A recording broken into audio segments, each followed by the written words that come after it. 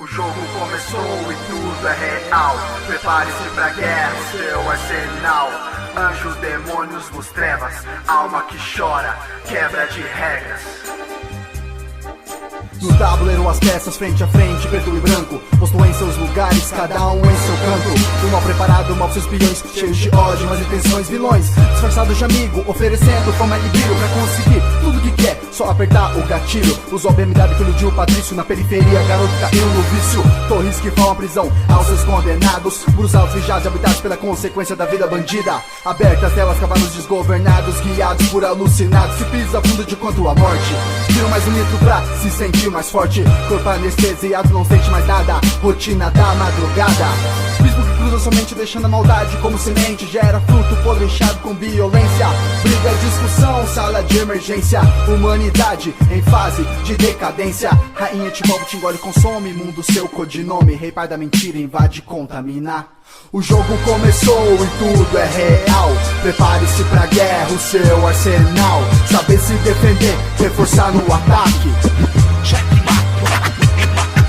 O jogo começou e tudo é real. Prepare-se pra guerra, o seu arsenal. Saber se defender, reforçar no ataque. Contra-ataque infalível, invadindo impossível. Esquema tático imprevisível, time da paz do amor, guiados pelo general, nosso senhor. Ação calculada, tropa armada, anjos prontos pra batalha. Contra a mentira, toda injustiça, sem deixar não há falha. Cavalos de fogo que guarda seu povo enviado por Deus. Atende o grito de socorro, escoltando o justo, reto de coração. Justiça do céu em forma de perdão, não da carteira, cheia poder aquisitivo, transformação, alegria, frutos do espírito. A torre alta, esconderijo do Altíssimo, acolhendo o cansado oprimido, desiludido pelas circunstâncias e segurança dos nossos dias. Lugar onde encontro descanso pras nossas vidas. Palavras sábio nos faz refletir, conhecimento nos faz prosseguir. Como o bispo Jesus Cristo nos mostra pra onde ir. Mãe que ensina seu filho desde pequeno o valor e esforço para que não acabe se corrompendo. Amizade, honestidade pra seguir avante. Rainha que tratam seus filhos como joias brilhantes. O jogo começou e tudo é real. Prepare-se pra guerra, o seu arsenal. Saber se defender, reforçar no ataque. O jogo começou e tudo é real. Prepare-se pra guerra, o seu arsenal. Saber se defender, reforçar no ataque.